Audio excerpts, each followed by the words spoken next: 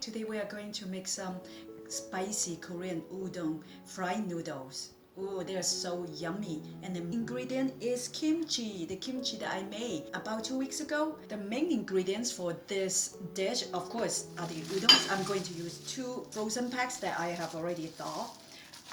And 1 small onion, I thinly slice it. 1 cup of kimchi that I made, and I will attach the link below in the description box. And for the seasoning, okay, for the sauce of noodles, we have 1 tablespoon of Korean chili flakes, the same type that I use to make the kimchi. 1.5 teaspoon of the Korean chili paste, the fermented type, and 1 tablespoon of raw honey, 1 tablespoon of sugar of any kind, and 1 teaspoon of garlic powder. And we are going to have some soy sauce, 1 tablespoon of soy sauce, and 1 teaspoon of rice vinegar if you have some. So if you don't, it's okay too. Let's get started. Pour about 1 tablespoon of oil in your pan. And I use avocado oil. You can use any kind, but I'm just quite conscious about my own health. So we would like to fry this on medium heat. Okay, medium heat. And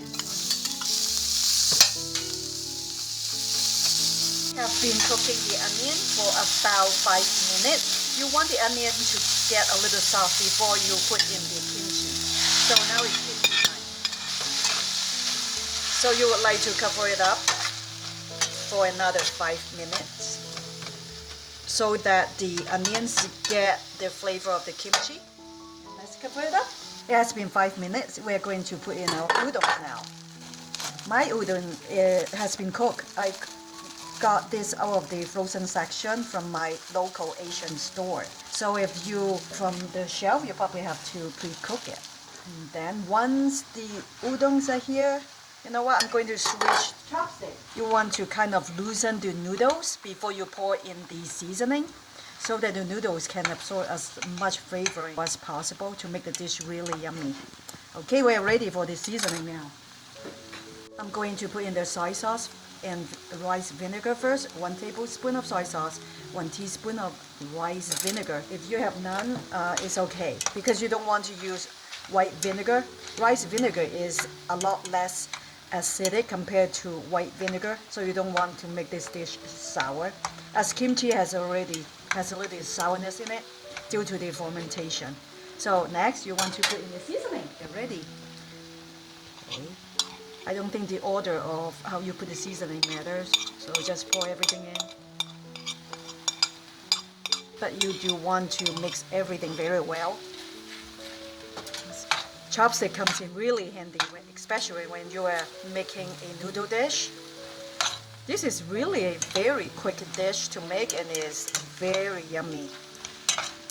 To make sure that all the noodles get all the seasoning and is hit through. Since mine has already been cooked, so all I needed to make sure is the noodles are warm, and then just about 5 minutes mixing everything and you are done. Dinner is ready. And Orientals love to eat their noodles with poached eggs. So I have already been boiling the water, and I'm ready to make some poached eggs. Let me show you how to do this. So the trick of making perfect poached eggs are, number 1, you need to make sure that the water is boiling hot, and then the second is you would like to put about 1 teaspoon of vinegar, white vinegar in it. The vinegar seems to be able to hold the eggs or their form, so that's why people do that, and I think it really helps, because there are sometimes I got too lazy without putting any vinegar and my eggs don't look as good. See, now the water is boiling, so what we need to do is we need to turn it down. While we put in the eggs, we don't want the water to boil that hard. Let me put in 1 teaspoon of vinegar first. It has already been boiling, and keep it on low, and then put your eggs in.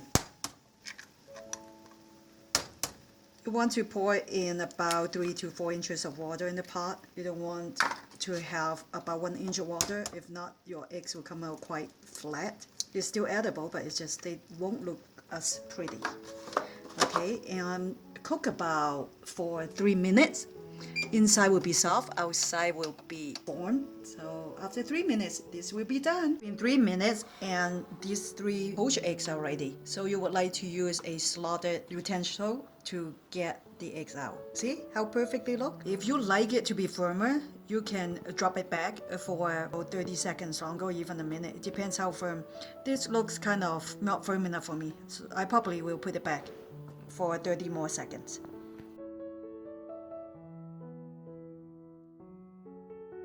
This is finally done, and it tastes so good. It has a hint of spiciness and a slight sweetness. It's just perfect. And look at the egg, how soft it is. Let's see, let's break into it. Look.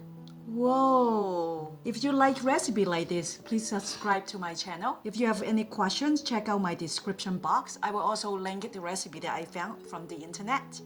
And until then, see you next time. Thank you!